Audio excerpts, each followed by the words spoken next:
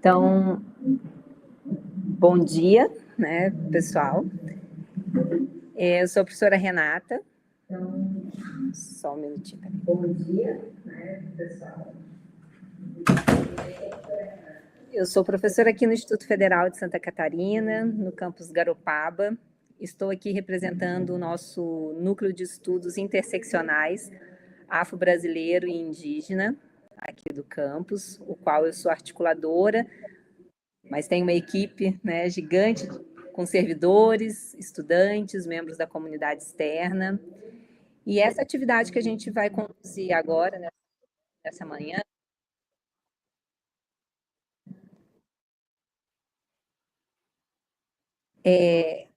essa atividade ela faz parte da programação da Semana do Meio Ambiente aqui do campus Garopaba, do IFSC. E nós temos como convidado o professor Daniel, o Daniel Monteiro. Eu não gosto de apresentar as pessoas, porque eu acho que as pessoas devem se apresentar, né, Dani? Mas eu já vou passar a palavra para você, mas de antemão, eu quero te agradecer em nome do NEABI, em nome do nosso campus, da instituição. O Dani, ele é... Espera, só um minutinho, Dani. Ficou sem áudio ali. Então, assim, o Daniel, ele é um grande amigo, foi meu colega no campus Gaspar, trabalhamos juntos durante muito tempo. Também é integrante do NEABI, lá de Gaspar, né? E é uma alegria muito grande essa parceria, né? Uma atividade de NEABIs. Então, Dani, quero te agradecer de coração por estar aqui conosco. Não consigo te mostrar ao público, mas eu já te comunico, né, que nós temos assistindo essa atividade estudantes do curso superior em gestão ambiental, né, e temos também estudantes do curso técnico integrado. E como a atividade está sendo transmitida, né, depois é o mundo. Né? Chegaremos aí nos rincões, né, desse mundo. Então, eu passo a palavra para você, né? Te agradeço aí por estar conosco e mande para os integrantes do NEABI de Gaspar, né? Meu saudoso abraço, né? E estamos juntos. Pode deixar, Renatinha. Cara, muito obrigado pelo convite. É uma honra participar da Semana do Meio Ambiente, né? Daí do Garopaba. É a primeira apresentação minha, agora você não sabe disso, hein? É a primeira apresentação minha enquanto engenheiro ambiental. Olha só que legal. Eu sou químico industrial de formação, né? Tenho mestrado, doutorado, aquilo tudo que todo mundo sabe, mas eu fiz engenharia ambiental e essa é a primeira vez que eu vou falar sobre racismo ambiental para a turma de gestão ambiental, né, que está aí presente, da qualidade de engenharia ambiental. Isso é muito legal. A gente lá em Gaspar, nós estamos com um curso, né, EAD, em um técnico subsequente em meio ambiente, que me fez muito feliz também poder participar e trazer esse tema, como você falou antes, tão importante para os alunos, né? É um tema que não é debatido nas universidades, nos institutos federais de uma forma geral. Então, como você falou, está em voga e mais do que isso, ele é essencial para o cumprimento da legislação, né, da 10.639, 11.645, e para a formação enquanto cidadão dos nossos estudantes. Então, eu estou muito feliz de estar poder participar um pouquinho com vocês, trazer um pouquinho de conhecimento e aprender também nesse momento pedagógico aqui. Mas o título mais importante para mim, eu falo, é pai, marido, amigo da Renata. Esses são os títulos mais importantes que eu posso carregar e botafoguense. Mas vamos lá. Vamos falar um pouquinho do racismo ambiental. Por que surgiu, né, essa vontade até de falar sobre isso nos institutos federais? E aí eu trago um acontecimento que rolou no Rio de Janeiro em 2024.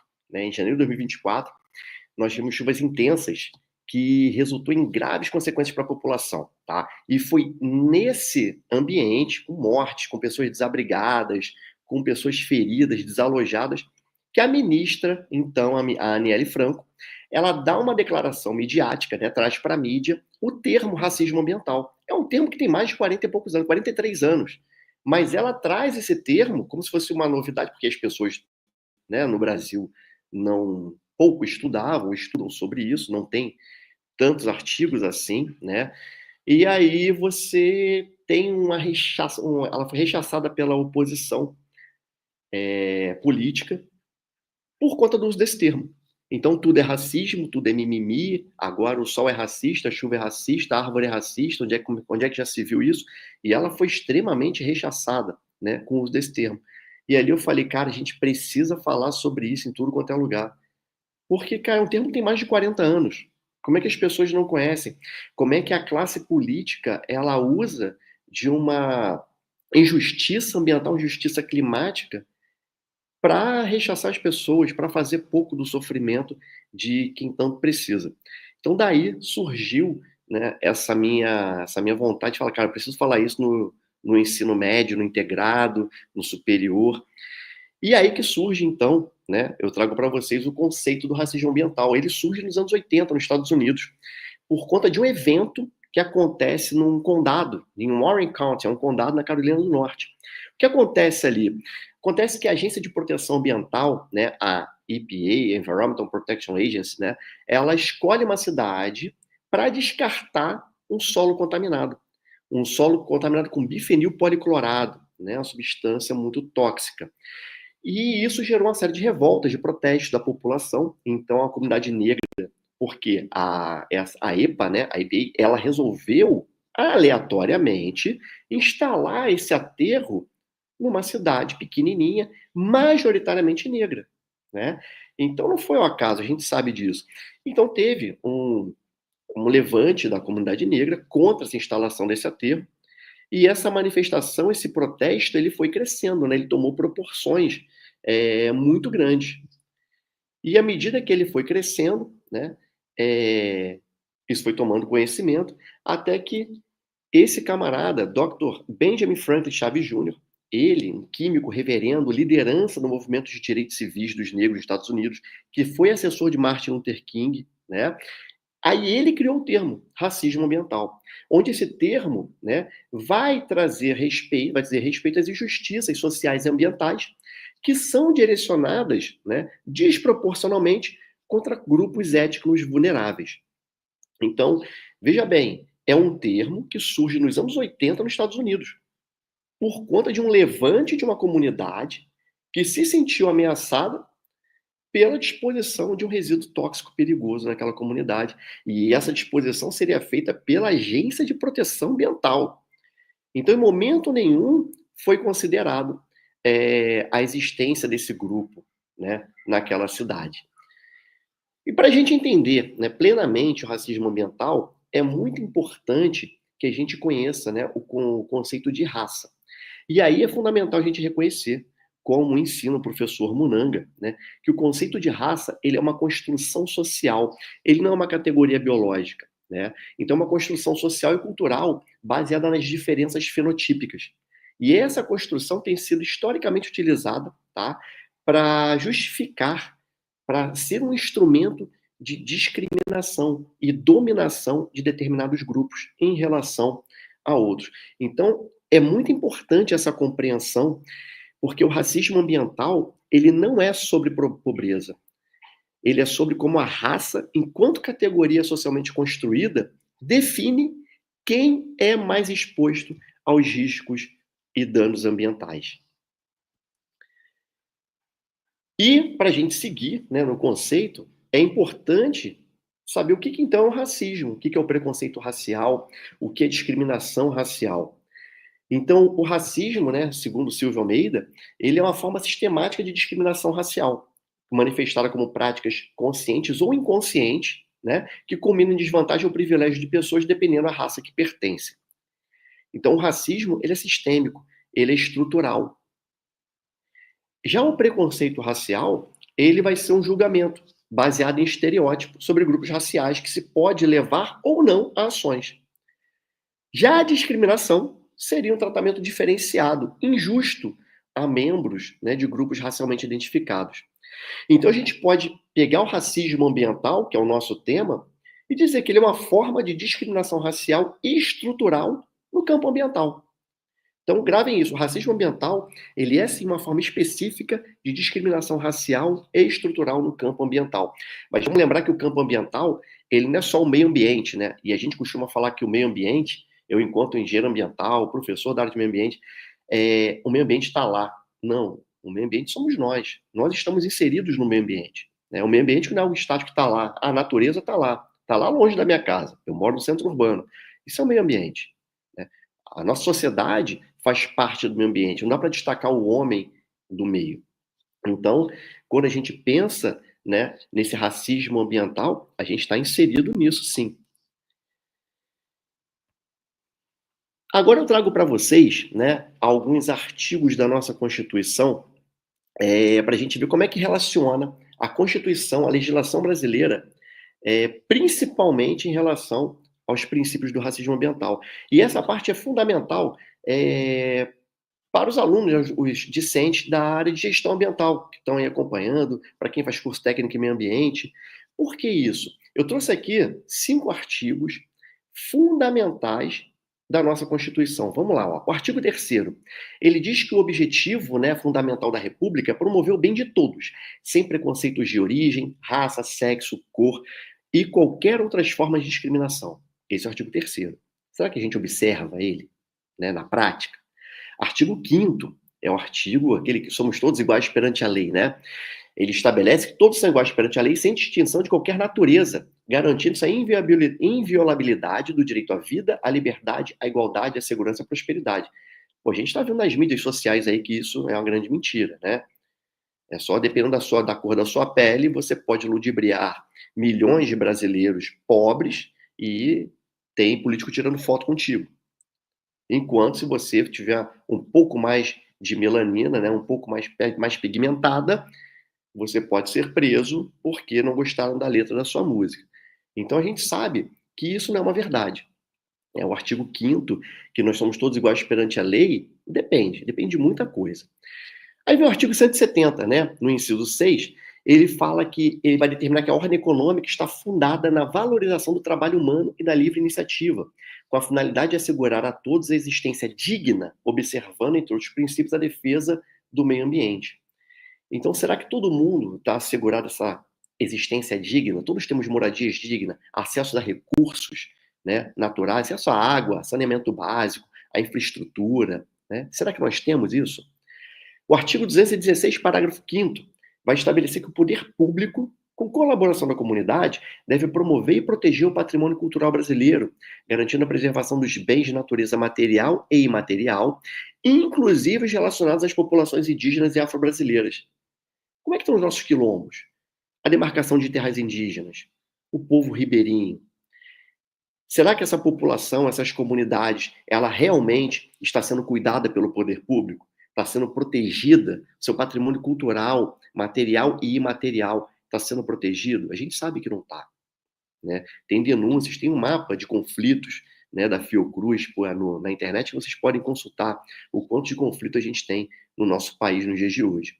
E nós temos ainda o artigo 225, que é o queridinho, né, do meio ambiente. Afinal de contas, é ele que reconhece o direito de todos ao meio ambiente ecologicamente equilibrado, impondo ao poder público e à coletividade o dever de defendê-lo e preservá-lo para as presentes e futuras gerações. Então você vê que a Constituição, a nossa Carta Magna, ela reconhece o direito de todos ao meio ambiente equilibrado.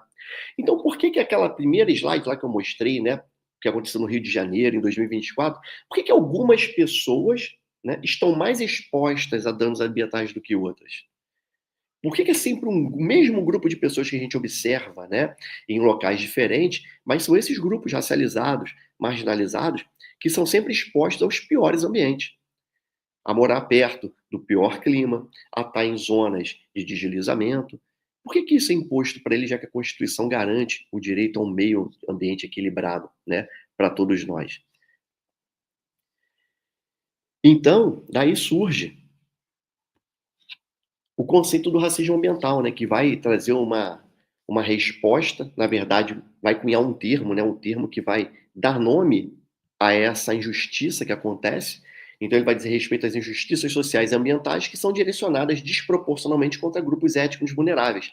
E historicamente são essas populações pobres, as minorias étnico-raciais, que têm sido colocadas em áreas próxima à instalação de esgoto, de lixo, exposta a condições inapropriadas e inadequadas de saneamento, né? E isso se deve a políticas ambientais discriminatórias. E para a gente ter, né, noção de como isso é articulado, a gente pode pensar que os bairros periféricos, por exemplo, eles são os pontos mais vulneráveis, né, para eventos climáticos críticos. São onde tem a vulnerabilidade em relação ao acesso à água, ao saneamento adequado. São os bairros pobres, é onde mora a população pobre. Agora, e o contrário, a gente faz a pergunta assim: quem é que financia uma estrutura de um espaço privilegiado, onde tem acesso a tudo? É o Estado. Então, o próprio poder público, o Estado, ele vai impor um ambiente desigual para a população. Então, o próprio Estado, o poder público, ele infere no racismo ambiental. Então, a gente vê que o problema, ele é estrutural. E sendo estrutural, torna-se muito mais complexo de se lidar, de resolver, de pensar políticas, mas não é impossível, né? Existem soluções. Vou trazer uns exemplos, né, do racismo ambiental aqui, de algumas situações clássicas, vamos dizer assim, né? Aquela que você bate o olho, você ouve e claramente é uma questão de uma desproporcionalidade, né, de imposição de meio ambiente ruim ou de acesso a recurso natural para as comunidades, né, seja ribeirinho, indígena, quilombola ou os mais pobres de alguma cidade. Então, assim, a contaminação da água em comunidades indígenas, né, isso é muito comum de acontecer pela mineração em si. Você tem lá um bando de garimpeiro em determinado lugar. Há pouco tempo a gente teve uma política que permitia isso, né? O garimpo ilegal ser efetuado, executado de forma quase que legal, e você usa metais pesados para poder segurar o ouro ali, e isso contamina a água de comunidade. Além de outros acidentes, né, como teve em Mariana, eu vou falar no caso mais na frente aí, que também teve uma contaminação absurda de metais pesados, atingindo populações indígenas, quilombolas principalmente. A disposição de resíduos perigosos em áreas de baixa renda. Então, você tem um deslocamento de aterros sanitários e tudo mais para um local mais, mais periférico, mais afastado, e onde situam-se as pessoas que não têm acesso à área urbana, por questão de valorização imobiliária, especulação imobiliária, você tem um custo de vida muito mais alto. Então, as pessoas mais favorecidas, as pessoas mais pobres, elas tendem a se deslocar e morar em áreas periféricas, junto a essas instalações, né, de resíduos perigosos, de esgoto, de lixo, tratamento de efluentes e tudo mais, né? O acesso desigual a recursos naturais, existem casos, gente, que você tem uma obra de infraestrutura e você atende, sei lá, 98%. Tem um artigo publicado em 2021, né, falando sobre isso. Era um bairro chamado Rua Nova, em Feira de Santana, se eu não me engano, na Bahia. E é um bairro periférico e tudo mais, e ele fala o seguinte, que nesse bairro você tinha um atendimento de 98% das pessoas com água encanada, ou seja, com rede de abastecimento de água. E aí você vê, pô, é quase a totalidade, é uma universalização do acesso à água, é perfeito, é muito bom, né? Tá quase todo mundo tem acesso à água. Só que quando você entrevistar as pessoas, a água, ela não caía. A água caía 2 vezes por semana. Então você tem uma obra de infraestrutura, mas você não tem acesso ao recurso. Então tem que tomar muito cuidado com as estatísticas, com os dados que a gente observa enquanto pesquisador. Então, se eu for pesquisar obra de infraestrutura, acesso à água, pô, tem. Tem tubulação de água atendendo todo mundo. Cai água com frequência? Não, 2 vezes por semana. Então essa população não tem acesso, cara. Porque os outros 5 dias da semana tem que pegar balde e descer em algum lugar para pegar água. Para cozinhar, para beber, para lavar roupa. É terrível, né? Então, esse acesso desigual a recurso natural acontece com frequência. No Rio de Janeiro, isso aconteceu na cidade do Rio de Janeiro. Colocaram uma ligação de água lá, né? Vamos botar assim, né? Um T, né? A água vinha, fazia uma curva. Bota um T e joga para dois lados, né? Então tá jogando para dois lados. A questão era que um lado era mais rico, um lado era mais pobre. O que eles faziam? Fecha do lado pobre, a água vai para lá só de vez em quando e fica abastecendo o bairro rico. E ficava ali, ó, Barra da Tijuca, Cidade de Deus, né? Então, assim, esse acesso desigual, ele é promovido pelo poder público. Despejo de poluente em bairro minoritário, mesma coisa, né? Disposição de resíduos em áreas de baixa renda. Então, você vai pegar um bairro afastado, um bairro onde a população ela é pobre, e no Brasil o pobre ele é preto, né? E você vai ter o despejo de poluente ali. É onde uma indústria vai jogar os efluentes dela sem tratar, num ribeirão. Por quê? Ninguém está vendo, o poder público não está de olho ali. E o deslocamento forçado de comunidades tradicionais também é um outro exemplo de racismo ambiental. Aqui nós temos, né, alguns casos em Santa Catarina, você tem uma instalação de uma usina hidrelétrica, por exemplo, e tem que deslocar alguma comunidade indígena, por exemplo, porque vai alagar tudo ali e eles que se desloquem. Não, mas a área deles, né, está demarcado ali, mas a gente precisa, porque senão vai ter enchente em outro lugar, enfim. Tem esses conflitos não só em Santa Catarina, dei um exemplo aqui, isso aconteceu em José Batê, aqui perto, né, de onde eu moro, aqui em Blumenau. Mas tem por todo o Brasil. Então são alguns exemplos, tem diversos outros, tá? Mas esses são alguns dos principais casos de racismo ambiental que a gente pode observar. Eu vou trazer então aqui, tá, alguns casos específicos que aconteceram. Esse caso ele é emblemático, por quê? O caso de Mariana. Porque ele é um dos maiores desastres ambientais da história do Brasil. E como a professora Renata falou lá no início, ele foi em 2015. 2025 é o ano vigente. Hoje, esse ano, faz 10 anos desse desastre. E a gente sabe que essa contagem temporal, né, 10 anos, 15 anos, 20 anos, tempos redondos, vamos dizer assim, né, são emblemáticos para o Enem, para o concurso. Então, o cara fala de racismo ambiental, trazer o caso de Mariana, falar no Enem, por exemplo, de contaminação de metal pesado e trazer o caso de Mariana, né? Então, é algo que não estou falando que vai cair, não sou vidente, nada disso, mas é um caso interessante para a gente prestar atenção esse ano. Então, foi uma das maiores catástrofes. Era uma barragem da empresa Samarco. Aqui na imagem da esquerda, né, nós temos a barragem, dá para ver aqui, né, a água represada, que é a represa. E na imagem da direita, toda a lama tóxica que desceu da barragem pelas cidades, né, no decorrer do Rio Doce. Então, essa avalanche de lama tóxica, ela percorreu mais de 600 quilômetros ao longo do Rio Doce. Gente, 600 quilômetros, a grosso modo, é a costa de Santa Catarina. A grosso modo, tá? É a costa de Santa Catarina. É bizarro isso, gente. É 600 quilômetros de margem de rio, de população, de cidades atingidas, né? E que precisa daquela água. A água é fonte da vida. É só a gente pensar que toda a população que se estabeleceu no lugar se estabeleceu perto de um rio, né? Renato, professor de história, pode falar o Rio Nilo. A população, se estabeleceu na margem do rio.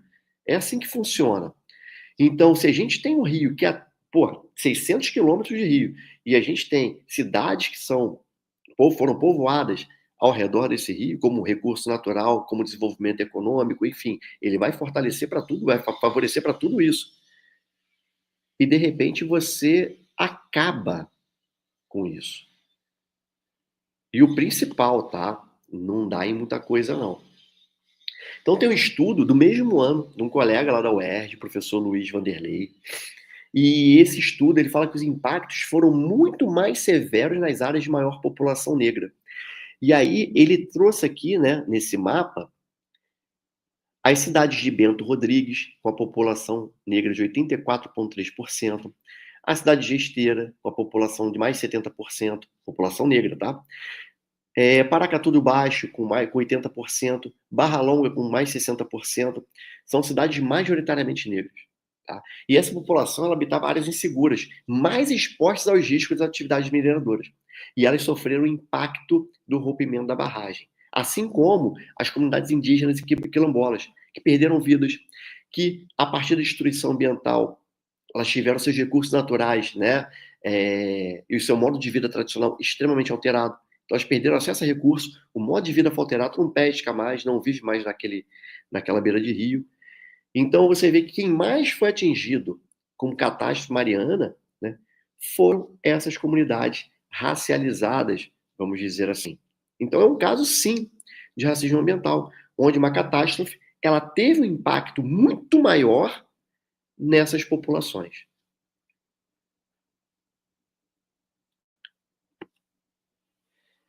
Um outro caso, né, de racismo ambiental, agora trazendo para a área urbana, né, no Distrito Federal.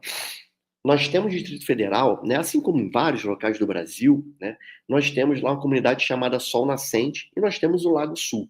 Né? Então são duas faces, onde o Sol Nascente é uma comunidade periférica muito pobre, é a imagem da esquerda aqui, tá? Essa imagem ela está colocada, são duas fotos colocadas uma do lado da outra, tá? Não existe uma linha aqui que divide as duas cidades, ou os dois locais. Eles são distantes mais ou menos 30 quilômetros um do outro. Então, o Sol Nascente, comunidade muito pobre, periférica, e o Lago Sul, né, um lugar de mansões, onde mora a maior parte dos políticos, né, ou funcionários públicos de grande escalão. Não são os professores que moram no Lago Sul, tá? Professor da UNB, do Instituto Federal de Brasília, não está lá, tá? São outros profissionais, outros servidores públicos que estão ali.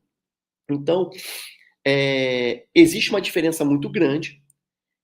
E quando a gente pensa, né, nessas comunidades, ou nas políticas públicas que podem ser estabelecidas, aí você vê que de outubro a fevereiro de 2023, olha só que loucura, o Lago Sul, essa região extremamente arborizada, ela recebeu 1.510 novas árvores por meio de um programa de arborização, perdão.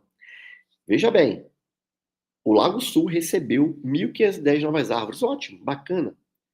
Nenhuma árvore foi plantada pelo poder público na comunidade Sol Nascente. Aí pergunta, onde precisa plantar árvore aí? Não precisa ser um gênio. Não precisa ser engenheiro ambiental, gestor ambiental, técnico, nada. Né? Pergunta para criança de 5 anos, fala assim, gente, onde eu planto árvore para melhorar o ambiente? Ela vai apontar, fala, tem que plantar ali na imagem da esquerda. Mas, né, os nossos tomadores de decisão, os articuladores do poder, eles acharam por bem fazer diferente. Plantar 1.500 árvores no local já bem arborizado, onde você aumenta, então, essa diferença, que já existe e é gritante. Então, você expõe mais ainda aquela população periférica, pobre, abandonada, a um ambiente ruim, e você melhora mais ainda a qualidade de vida daqueles que já têm uma boa qualidade. Então, você está aumentando ainda mais essa diferença aos impactos, né? Você vê, Brasília é um lugar muito quente, quem já esteve lá, é um lugar muito seco, né? Tem baixa umidade. Então, o cara que está aqui, nesse ambiente, né, no Sol Nascente, ele está num ambiente muito quente e muito seco, é muito pó na rua, né? O nariz arde para respirar. Então, é necessária a arborização, e não foi feita.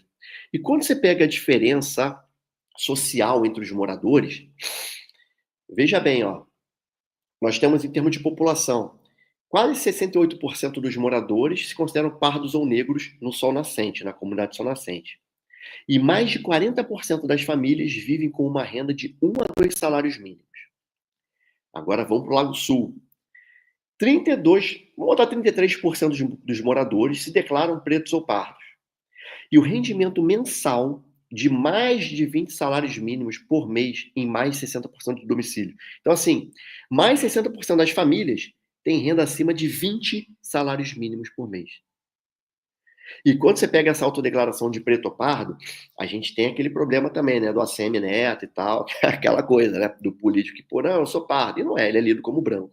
É claro que essa leitura da sua identificação racial, você se identifica e a leitura é de acordo com o meio que você vive. Então, uma pessoa que às vezes é lida como branca em alguma situação, em outra, ela pode ser lida como uma pessoa negra, né? Mas aí é um outro assunto, é uma outra esfera que outras pessoas, né? A Renata tem muito mais propriedade do que eu para falar sobre isso.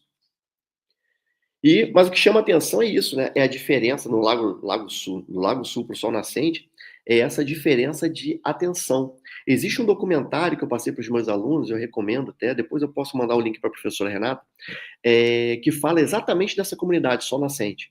É um documentário de meia hora, muito interessante, apontando o racismo ambiental que existe lá, a falta de política, entrevistando os moradores, o que acontece quando chove. É bem impactante, tá? Bem impactante. Agora eu vou trazer, né, um pouquinho para a gente aqui, né?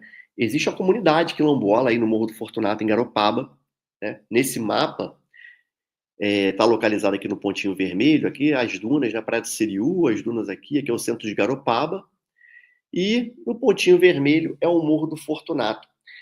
É uma comunidade quilombola de cerca de 180 pessoas, né, com forte identidade cultural e ancestralidade, e ali eles são autossuficientes, né?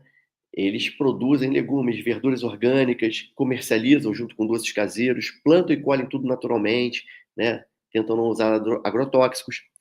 E recente eles venceram uma licitação para fornecer produtos para o IFSC de São José. Eu não sei como é que em Garopaba se eles têm alguma comercialização, se eles também conseguiram, mas existe essa informação que em São José eles teriam fornecido esses produtos. E é uma comunidade quilombola que sofre pressão imobiliária, sofre com a especulação turística, né?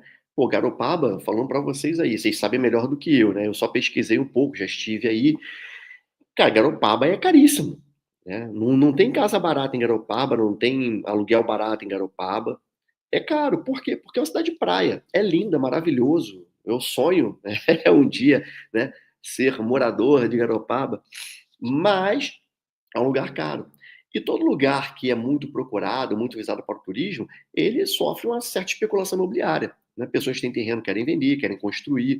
Aí tem todo aquele lobby para poder levantar construções que deem maior rentabilidade, que são os prédios, né? Você num terreno constrói um monte de coisa uma em cima da outra. E isso aconteceu com o litoral de Santa Catarina, vem acontecendo. Espero que não chegue em Garopaba. Eu sei que hoje tem algum lobby ali para liberar algumas construções, né, com alguns andares. Tomara que a opinião pública continue prevalecendo e que haja consulta. Por quê? Porque a comunidade quilombola, ela além de ter toda essa restrição, né, a falta de acesso à terra regularizada, a restrição a políticas públicas básicas, como eles não têm acesso a boa infraestrutura, não têm acesso à saúde, educação, saneamento, é tudo longe para eles. Né? Chega água lá em cima. Então, assim, além disso tudo, eles também não são consultados quando existem decisões sobre o seu território. E a gente sabe que qualquer estudo de impacto ambiental, qualquer obra, né, que vai ser feita, tem que fazer o licenciamento ambiental, aquelas 3 etapas, né, para liberar a licença prévia de operação e tudo mais, você precisa ter, para redigir os documentos, tem que ter a consultoria prévia, a consultoria pública, né, uma audiência pública, onde a comunidade é convidada para opinar, para ver sobre os estudos, sobre os impactos ambientais e tudo mais. E eles não são consultados de nada. Então, quando a gente pega assim, ó, a negação do direito à terra, né, à moradia digna e a consulta às comunidades quilombolas, evidencia o racismo ambiental estrutural. Então, a partir do momento que eles não são consultados, que eles não têm o direito à terra deles legalmente, que não têm direito a uma moradia digna, a acesso a recursos naturais, a acesso a saneamento, à educação, à saúde, você está negando todos aqueles artigos constitucionais que a gente viu lá no início. E se você nega para um grupo específico, é uma discriminação. Se essa discriminação tem a ver com a cor da pele, é racismo, cara. Acabou. Tem uma discriminação racial ali.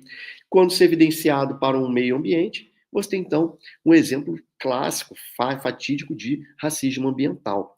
Aí em Garopaba, né, pertinho do IFSC. E um outro exemplo, também próximo, e aqui eu peço muita atenção ao pessoal de gestão ambiental, que foi a ocupação do Vale das Palmeiras, né, em São José, ali coladinho de Floripa, né, região metropolitana de Floripa. Bom, teve uma ocupação urbana em 2018 por famílias em situação de extrema vulnerabilidade devido ao déficit habitacional, né? E essa ocupação era num terreno privado e parte da ocupação numa área de preservação permanente, numa APP, né? E outra parte numa preservação de uso limitado, uma APL. Então são áreas que realmente você não pode ocupar, não pode ter nada ali. Era uma população majoritariamente pobre, negra, formada por migrantes nordestinos do norte, nortistas e nordestinos principalmente, e imigrantes venezuelanos, tá? Rapidamente o Ministério Público, né, o município, o Ministério Público, o Judiciário, utilizaram o argumento de risco ambiental. Afinal de contas, estavam numa APP, numa PL, e assim a gente justifica e legitima o despejo dessas famílias. É aí que mora o perigo, tá? Por quê? Isso foi feito de forma muito rápida, muito abrupta, e violou e trouxe uma série de injustiças raciais e ambientais.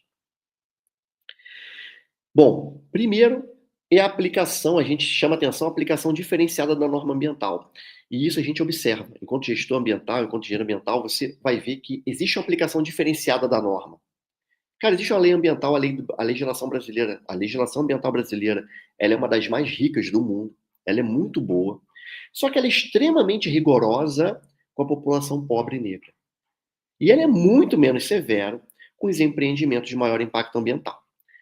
Então, é fácil você ver. For na Lagoa de Ibiraquera e do lado, você vai ver várias mansões sendo construídas, com pier avançando sobre a lagoa, e aquilo ali é manguezal. É proibido fazer isso, tá? As pessoas fazem e dane-se. Não tem nada. No máximo, vai levar um puxão de orelha, falar, ai, ai, ai, não era para ter feito, hein?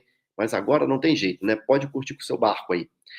Então, assim, cara, é, é nítido, é na nossa cara, é escancarado, essa diferenciação da aplicação da norma, né?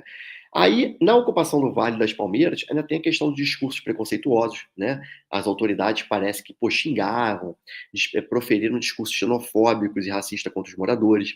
O despejo deles foi violento, teve uso de força policial, né, desproporcional, e, principalmente, quando você desocupa uma população, o cara não tá naquela encosta porque ele quer, ele acha bonito, ele acha saudável, né? Porra, é a última opção dele. Ninguém quer morar no... Eu sou do Rio de Janeiro, ninguém quer morar no morro. Ele tá ali por falta de opção. Ele queria estar numa casa, no asfalto, ele queria estar num prédio, né? Ele não vai se colocar numa zona de deslizamento, uma zona de risco, de desabamento, com esgoto passando a céu aberto, porque ele quer. Ele é levado a isso, essa pessoa é levada a isso. Então, o poder público ela tem que olhar por essa pessoa. Uma vez que você desabriga uma pessoa, né, você tira ela, despeja ela daquele lugar, sem garantir um abrigo. O abrigo era precário, né, e o aluguel social, o valor para eles poderem morar, ele não era suficiente para a região. Então, em São José, por conta de especulação imobiliária, é um grande centro, é a região metropolitana de Florianópolis, é caro, né? Então, eles não tinham acesso a moradia digna ali. Então, esse caso do Vale das Palmeiras, aqui eu chamo muita atenção para os gestores, tá? Ele é muito importante porque ele vai mostrar para a gente como o discurso, né, ambiental, de risco ambiental, ele é politicamente manipulado. Porque ele pode ser muito utilizado para legitimar a violação do direito à moradia, especialmente para a população marginalizada e racializada. Tá? Aqui em Blumenau construíram um prédio de, cara, não sei quantos andares, mais de 20 andares, 30 andares, vai, sei lá, na Ponta Aguda, que é um bairro chique aqui, mas era uma área de preservação, beira do rio. Mas é um prédio chique, cada apartamento vale 4 milhões, né? Vendido na planta, tá? Sem nada, não tá mobiliado não. E aí, pô, só pessoas com muito dinheiro, né, como professores, né, técnicos administrativos, compraram apartamento ali. Então você imagina que, pô, pessoas muito influentes têm apartamento ali e teve a decisão de derrubar o prédio, cara. Porque ele está numa área ilegal. Tem que ser desocupado. Fala para ele, você acha que desocupou? Você acha que aconteceu isso? Não, isso não aconteceu. Por que não aconteceu? Porque o discurso ambiental de risco, ele é politicamente manipulado. Então, quando é para você desapropriar, você fazer o que eles chamam de higienização social, que é você pegar as pessoas pretas, indígenas, imigrantes e tirar daquela região, é um discurso muito válido. Mas quando você vai aplicar realmente para o meio ambiente, porque um grupo de empresários resolveu fazer a revelia, né, da lei ali e lucrar, não, aí o meio ambiente consegue suportar essa dor. Então, a luta de justiça ambiental, ela tem que estar articulada com a luta por direitos sociais e combate ao racismo. tá? Então, o caso de ocupação no Vale das Palmeiras não é um caso isolado. Ele é um modus operandi de higienização social das cidades, associando a população pobre e não branca à degradação ambiental. Dito tudo isso, né, trouxe vários exemplos, vários casos. Deve estar todo mundo pensando, cara, e aí, Daniel, o que a gente pode fazer? Então, tem soluções alternativas, tá? Por exemplo, políticas públicas mais inclusivas. É necessário garantir que os investimentos em infraestrutura ambiental cheguem às comunidades mais afetadas. É necessária a participação social, fortalecer os movimentos, como o MAB, né, Movimento dos Atingidos pelas Barragens, lá em Minas Gerais, quando aconteceu, o Observatório do Clima. É necessária a participação social e engajamento das comunidades, das ONGs, dos movimentos, né? Movimento negro, está inserido nas decisões, nas tomadas de decisão, nas políticas públicas, nas audiências públicas. Agora, a gente só consegue isso, cara, com educação e conscientização.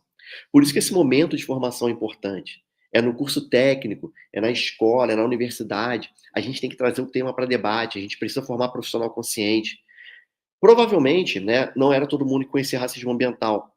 Não sei quantos de vocês já ouviram falar, né, até o dia de hoje. Talvez alguns. Mas, de fato, não eram todos, com certeza não eram todos. E hoje vocês já conhecem, já sabem o que é, sabem os impactos, sabem detectar, sabem a importância desse tema. E essa conscientização é que vai levar a maior participação social, é que vai levar, ou essa participação social vai te levar a pedir por mais políticas públicas. E um outro ponto aqui que eu levanto, que é a sustentabilidade e justiça climática, né? Essa transição energética, ela tem que ser feita de forma justa. Quando a gente pensa em energia alternativa, né, vamos pensar na transição energética aí, sair da matriz que a gente tem hoje muito pautada no petróleo por uma matriz mais limpa. Hoje o Brasil, em termos de energia elétrica, a gente é hidrelétrico, né? O Brasil produz muita energia fonte hidrelétrica, tem uma matriz também interessante eólica, alguma coisa solar, né? A gente usa nuclear também, a gente tenta não usar a termoelétrica. Então, assim, a gente tem uma matriz muito diversificada. Se você pegar a matriz do mundo e a matriz brasileira é muito, muito interessante. A questão é que numa transição, às vezes a gente também acaba por atropelar, vamos dizer assim, as comunidades que ali residem. Então, para fazer uma hidrelétrica, eu tenho que alagar, fazer uma barragem, uma represa e alagar uma região imensa. Então, você tem deslocamento de comunidade, de povos tradicionais, tudo isso. Se eu vou implantar uma usina de energia eólica, um pátio eólico, nossa, cara, aquilo ali, aqueles geradores, né, de energia eólica, aqueles aerogeradores, eles fazem muito ruído, cara, muito ruído. Então, tu colocar um parque eólico próximo a pessoas, né, a cidades, é complicado. Ainda tem a questão da poluição, né, sonora e a poluição visual. Tem acidente com pássaros, com rota migratória de pássaro. Os pássaros estão em rota migratória, então, por milhares de pássaros colidem com aquelas pás, né, dos aerogeradores. Enfim, a gente tem que pensar nessa transição energética de uma forma que as comunidades não sejam prejudicadas. E a pergunta, né? A pergunta do milhão, a pergunta do dia de hoje, para a gente terminar aqui. Como a gente pode, no nosso dia a dia, ajudar a reduzir essas desigualdades? Essa é a pergunta que acho que todos vocês devem se fazer, né? O que a gente pode fazer no nosso dia a dia? Cara, no nosso dia a dia, a gente tem que cobrar políticas públicas que promovam justiça ambiental. A gente tem que fortalecer os movimentos populares que defendam comunidades vulneráveis, sabe? Como eu fortaleço, Daniel? Cara, participa, rede social segue, compartilha, vai nas reuniões, se apropria do que eles estão trazendo. A hora que eles forem numa mobilização, numa Câmara de Vereadores, vai junto. Isso é fortalecer o movimento, né? Engaja ele, vamos divulgar, né? Apoiar a comunidade afetada por injustiça ambiental, né? E principalmente, levar esse debate adiante. Então, curso técnico, escola, universidade, a gente precisa debater esses temas. A gente tem que formar profissionais que conheçam e debatam esses temas. A gente vive num ambiente extremamente injusto financeiramente, socialmente, né, economicamente, ambientalmente. E a injustiça climática está aí, cara. Está na nossa porta. O mundo está mudando, o clima está mudando. Cada vez mais a gente está enaltecendo pessoas que não convergem em termos de valores para um mundo melhor, né? Enquanto a gente acha o máximo um cara ter um jato, que ele pode, eu posso pegar o meu jato e ir para Paris agora se eu quiser, jantar ou ver um jogo. Pô, muito legal isso, cara, mas o quanto de CO2 tu libera para a atmosfera para você fazer isso, cara? Será que é necessário? Será que se eu, Daniel, fosse muito rico, eu precisaria desse jato? Isso, assim, é um detalhe, é uma coisa muito pequenininha.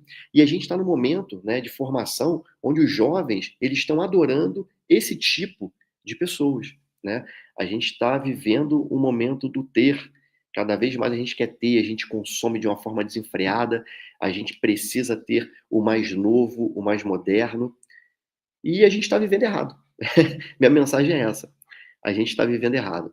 A gente tem que voltar para o ser, olhar para o próximo, olhar para o nosso lado e se indignar com pessoas vivendo em condições de saúde insalubres, comendo lixo, catando alimento no lixão, catando latinha na rua para poder sobreviver, né? E assim, os catadores eles têm função, mas eles não precisam catar a lata na rua, cara, para comer, né? A gente pode pegar, fazer uma rede de coletores, onde eles vão usar EPI, onde eles vão ser tratados dignamente, eles vão ter um salário, sabe? Eu acho que a gente tem que começar a mobilizar a sociedade para pensar diferente, porque só aí a gente vai conseguir começar a combater o racismo e daí o racismo ambiental.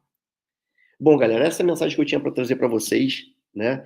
Eu vou abrir agora para as perguntas. Se alguém quiser conversar, trocar uma ideia, colocar alguma coisa, fiquem à vontade.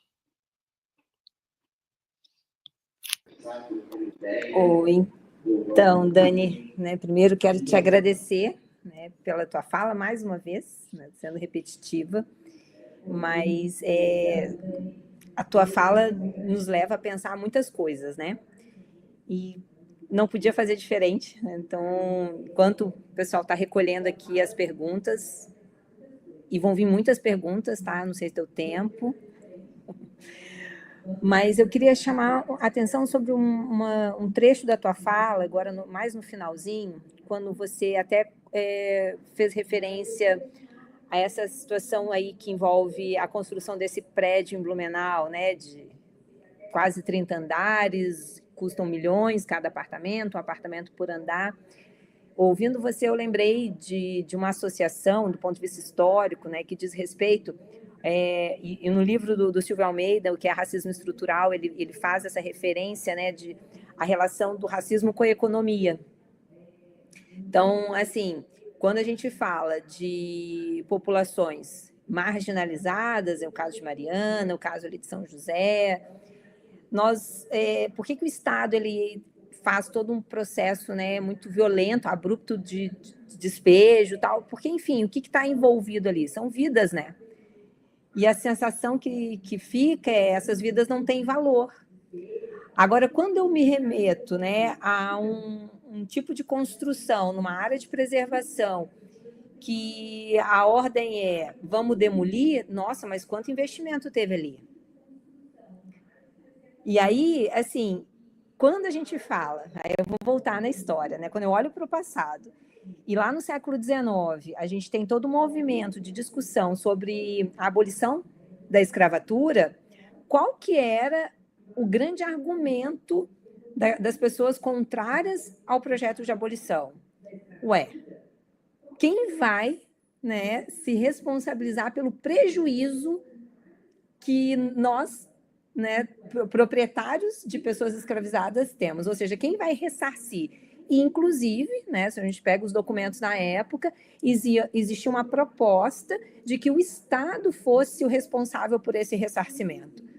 Então, assim, por que eu estou trazendo isso? O que isso tem a ver? A Renata está viajando. Não, é mostrando como o racismo, nas suas mais variadas formas de manifestação, inclusive o racismo ambiental, ele está atrelado, sim, a uma lógica econômica.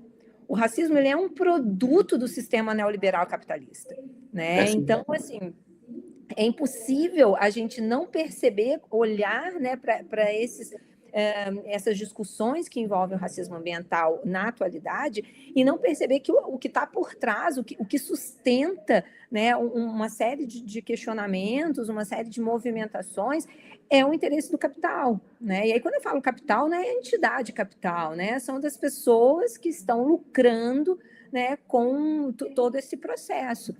E aí, até de contextualizar, Dani, nós tivemos essa semana, né, um episódio muito interessante, que foi uma audiência pública aqui na cidade de Imbituba, aonde, né, se discutiu sobre o plano de manejo da APA, né,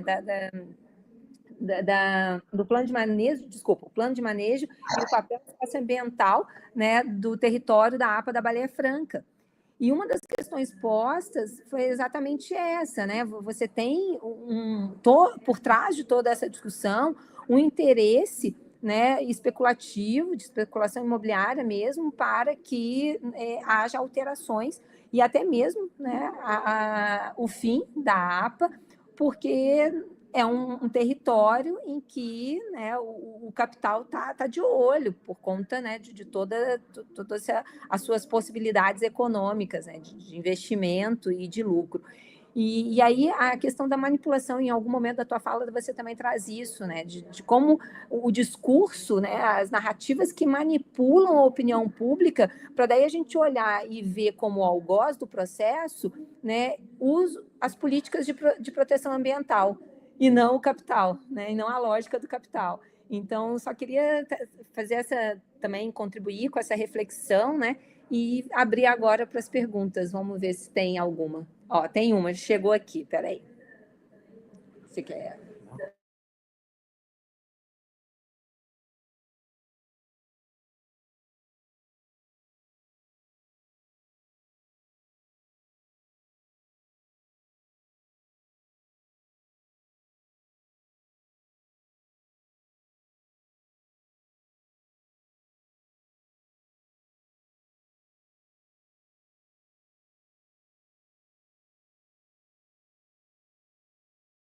Tá, Dani, assim, ó, uma pergunta que surgiu aqui do nosso estudante de gestão ambiental, Guilherme, como fazer um trabalho de conscientização no sentido de muitas das pessoas que fazem parte desses territórios marginalizados, né, que são os territórios vítimas do racismo ambiental, então o território, na verdade eu vou chamar do meio ambiente, que envolve as pessoas que estão nesses territórios, mas que muitas vezes não se identificam.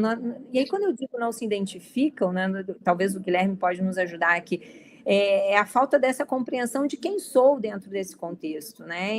E aí entender que, enfim, esse não é um problema que abarca todos da mesma maneira, porque às vezes é um discurso muito comum, né, nos meios de comunicação, quando fala das questões climáticas, ambientais, o problema é de todos. Sim, o problema de fato é de todos, mas ele afeta de forma diferenciada determinados grupos. Então a pergunta é: como fazer um trabalho, né, de conscientização, né, de fato de trazer a participação, né, dessas pessoas, desses grupos, para esse rolê, que é o rolê da resistência, né, o rolê de fortalecimento, como você falou e que está aí nesse último slide, né? Ei, Guilherme, cara, obrigado pela pergunta. Excelente pergunta. A Renata está com a resposta na ponta da língua ali.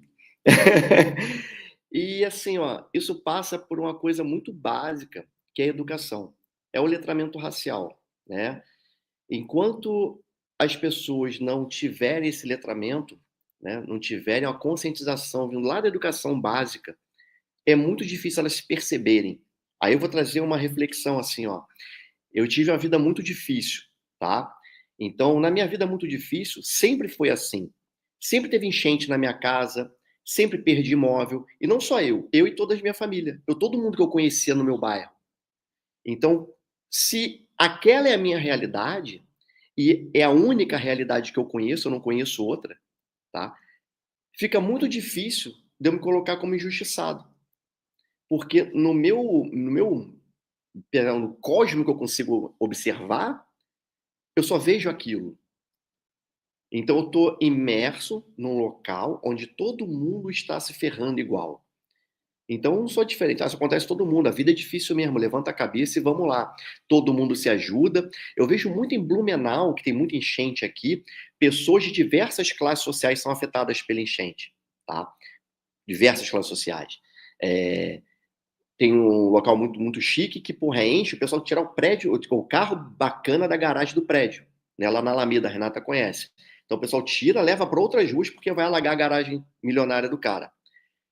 Só que assim, ele tem um carro que tem seguro, irmão, né? Então assim, ele é afetado diferente. Ah, a Mercedes alagou, o seguro paga. Agora, pro Rio Pobre, que só tem aquela cama. Pô, ele perdeu a cama, irmão, ele perdeu o móvel, ele perdeu a panela, ele perdeu o remédio, ele perdeu roupa, documento, o cara perdeu tudo. Que ele não tem como recuperar isso, ele não tem seguro disso. Então, assim, a mesma enchente que afeta o rico e o pobre em Blumenau, o impacto dela é diferente. Só que o que a cidade vende? A cidade vende que é uma cidade colaborativa. É uma cidade de pessoas que estão sempre trabalhando pelo bem comum. Todo mundo se ajuda. E, de fato, todo mundo se ajuda na situação de enchente. E isso acaba dificultando aquele pobre que perdeu tudo enxergar que, para ele, foi mais difícil que para o cara que a Mercedes alagou. Então ele se coloca até igual. Ó, o cara também, pô, ó, o carrão dele lá. Pô, o carrão dele agora tá alagado, já era. Eu também perdi tudo, ó. Não é a mesma coisa. E porque falta um letramento racial, falta um letramento social, falta a tal da consciência de classe. Para a pessoa enxergar onde ela tá e entender assim, cara, afeta todo mundo, mas, pô, eu tô mais prejudicado, cara. Imagina você perder documento, perder cueca, meia, documento, roupa, comida. Isso acontece no bairro do lado de casa, cara. Tem uma rua que alaga toda enchente a 1º de janeiro. É uma rua com um monte de gente pobre, sempre alaga ali primeiro. Deu uma chuvinha, tá alagando. As pessoas estão acostumadas, estão habituadas. E se você for para lá falar para elas que existe uma situação assim, dessa forma, e que tem a ver com discriminação, eles não vão aceitar. É muito difícil. Então, essa conscientização, essa que você quer trazer, né? Como é que eu faço? Ela vem pela educação, cara. Não tem outro jeito. Agora, quando você ensina numa escola, você faz maquete sobre desastres, né? Você traz assunto para a sala de aula e fala escola mesmo. Eu tenho um filho de 11 anos, né? Ele já entende sobre isso, tanto eu falo em casa. Mas quando ele vai apresentar um trabalho na escola, e ele fala sobre isso para os colegas ou o professor traz isso para a sala de aula, você começa a mudar a educação dali para frente. Então, vão ser pessoas um pouco mais conscientes. Mas acho que a Renata pode complementar aí a minha fala. E é legal, né, Dani? Acho que você já deu a dica, né? É educação ambiental, na verdade, é educação, né, gente? E aí eu faço o destaque, né? Educação ambiental e letramento racial. E aí eu chamo atenção também para o problema da universalização, né? Que é um pouco do que eu falei na hora que eu trouxe a pergunta, né? A ideia de que os problemas climáticos, né, ambientais, eles de alguma maneira afetam todo mundo, isso é uma tese incontestável. Óbvio que afeta todo mundo e você está nos trazendo exemplos. Mas a forma como esse impacto vem, ela é diferenciada. E aí eu não posso universalizar e dizer assim, tá todo mundo, né, ruim, é isso mesmo, naturaliza e bola para frente. Por quê? Porque eu tenho, inclusive, o Estado agindo de forma diferente na resolução desses problemas, ou minimamente nas políticas preventivas, que diferencia, né, que é o que você trouxe, e aí eu faço também aqui o destaque para a questão do racismo institucional. Então, quando a gente olha para o Estado e vê o Estado se posicionando de forma distinta, seja na criação ou, né, na não criação de políticas públicas, ou na forma, né, de atuação a partir das políticas existentes, eu percebo que o racismo institucional está posto. Vou chamar a atenção para uma questão que, aqui no nosso território, aqui em Garopaba, recentemente a gente discutia, né? Quando a gente estava fazendo a revisão do plano diretor, né, da cidade. Para que lugar foi destinado, né, foi pensada a destinação das casas, como chama, do projeto do governo habitacional, né, das moradias populares. são as regiões que, do ponto de vista estratégico, do ponto de vista de valor especulativo mesmo, imobiliário, elas estão à margem. E isso não é uma realidade de Garopaba, isso é uma realidade de Brasil. Né? Se a gente vai olhar qualquer cidade, aonde tem o projeto Minha Casa e Minha Vida, são regiões que muitas vezes não têm acesso, por exemplo, à estrutura básica, né, para a garantia do artigo constitucional que fala, né, de condições de dignidade humana. Então, eu tenho os dados do IBGE que mostram que o serviço de saneamento básico, gente, o próprio nome já diz, né? Básico. Então, eu estou falando de esgoto, água encanada, coleta de lixo. A maior parte da população brasileira, é uma porcentagem bem alta, né? Que não acessa esses serviços de saneamento básico, são oriundos, né, da população marginalizada, sobretudo preta e parda. Né? Então, a gente tem aí N exemplos que mostram que essa lógica da naturalização do impacto dos fenômenos, né, ambientais, climáticos, ele é uma falácia e é, na verdade, uma ferramenta de manipulação e manutenção do status quo. Né? E aí eu também quero, só para concluir, aí já fazendo um marketing do NEABI, não é à toa que nós, ao discutirmos o nome do NEABI no processo de criação dele, né, lá em 2023, aqui no campus, a gente colocou interseccional, que por exemplo, o Gaspar não tem. Né? É o único NEABI que eu conheço no Brasil que tem a palavra interseccional, porque é impossível analisar o racismo a partir de uma lógica dele por ele mesmo.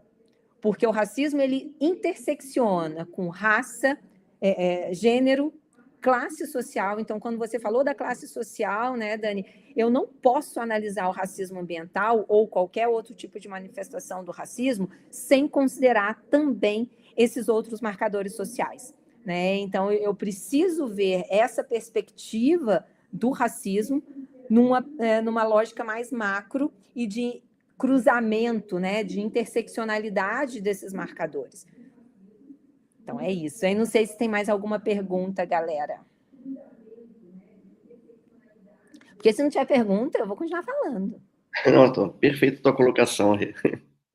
Não, mas minha galera aqui me assessorando está dizendo que não tem mais pergunta, Daniel, o pessoal está envergonhado, mas penso que todas as informações que você trouxe, né, são informações que nos colocam num movimento de reflexão mesmo, né, e às vezes não é que não tenhamos perguntas, né, a gente está ainda digerindo tudo isso, e são várias, como eu disse, né, eu mesmo tenho várias reflexões, várias hipóteses, enfim, várias colocações um pouco de rebeldia, porque ao ver esses dados, né, essas imagens que você traz, isso nos impacta, pelo menos, não vou falar pelos outros. Impacta, né? Mexe muito, cara. Eu fico muito mexido. Me impacta muito, né? Me impacta muito e me impacta mais ainda perceber esse movimento realmente de naturalização e normalização disso, né? E aí, quando a gente vê as comunidades aí tendo as suas vidas, né, em risco. A gente tem agora, essa semana, chama atenção a questão do PL, né, que está fazendo toda a discussão de voltar atrás em relação ao território do Morro dos Cavalos, né, da TI do Morro dos Cavalos. Ah, é verdade, cara. É um assunto super atual. Uhum. E a gente vê como que o que está previsto constitucionalmente ainda, né, carece de materialização. Espera aí que eu acho que pode ter chegado mais uma pergunta aqui.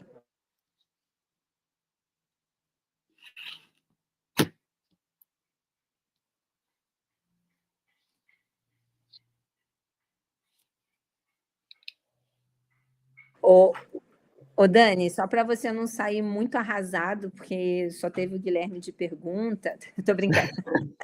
Não, mas agora falando sério.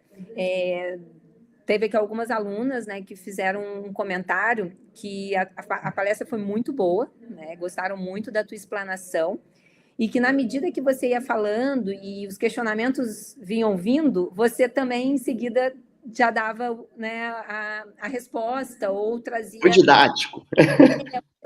Você é um bom professor, tá? Vou mandar um feedback aí para a tua chefia de que você é um bom Opa, professor. vou precisar, hein?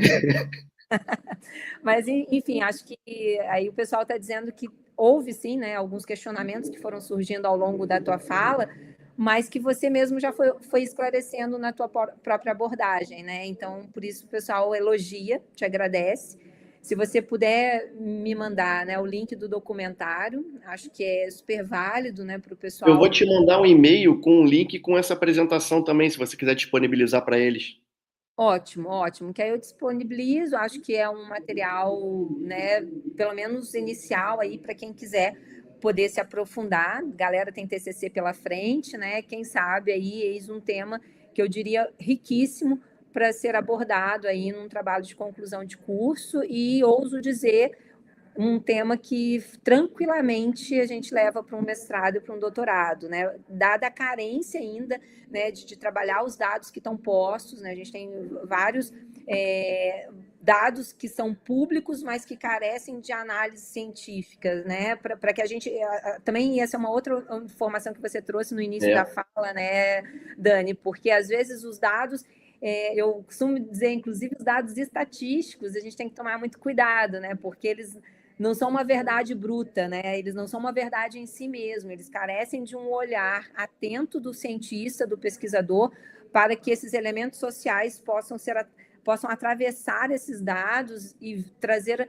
né, à luz, ao conhecimento, uma interpretação um pouco mais rigorosa e mais profunda, e a gente sair desse estágio de apatia ou de normalização, de naturalização de um fenômeno, né, que infelizmente está muito comum, né, tá posto na nossa história e que coloca a vida, né, de milhares de pessoas numa condição inconstitucional, né, que é uma condição da indignidade da pessoa humana. Então, e falta eu informação nessa área, tá, Rê? Falta muito dado nessa área, cara. Você é pesquisadora, né, da área de estudo para relações étnico-raciais, a gente sabe que falta muita informação.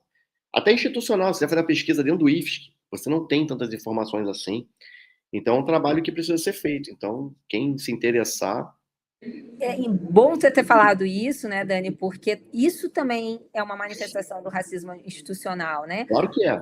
Quando esses dados eles não são colocados, né, de forma pública e acessível, isso demonstra também um certo Um pouco descaso. É um um descaso descaso, institucional. nem pouco, né? Um descaso É um mesmo. descaso institucional, sim. Exato. Então, assim, no meu pós-doutorado eu vivenciei esse descaso, né? Problematizei e tensionei a instituição quanto a isso. Então, assim, uma pesquisa que muitas vezes o resultado dela é a não pesquisa pela ausência, né, de dados que estão públicos ou de dados tratados, né? Que a galera da informática fala sobre isso de uma maneira melhor do que a gente, porque esse povo meio... Mas, enfim, que, claro, porque você ter o dado e esse dado não está tratado para exposição pública também não resolve, né? Então, é isso. Fica aí a dica para o pessoal da gestão para que eles possam aí dar continuidade a trabalhos, né, de pesquisadores como você, e parabéns, né, agora pela graduação em engenharia ambiental. Dani não sabia mesmo que já tinha concluído. Eu concluí tem um tempinho já, mas assim, mas eu nunca dei uma palestra na área de meio ambiente exclusiva sobre isso. Eu defendi a tese e tal, mas assim, essa foi a primeira vez, bem importante, bem emocionante para mim, viu? Muito obrigado pelo convite, cara, adorei. Parabéns. Eu estava em Gaspar quando tudo começou, né? E ver aí você finalizando também essa etapa e contribuindo com a instituição, com os nossos estudantes, com a nossa comunidade, a partir dessa nova formação também é muito gratificante para nós. Parabéns e obrigada, Dani, né? Em nome do nosso NEABI, em nome do nosso campus aí, valeu pela parceria, viu? E melhoras. Valeu, obrigado, vou lá cuidar. Beijo, querido. Beijo, Gente, tchau, tchau. quem nos assiste, então, obrigada por estar aqui conosco, né? E até a próxima.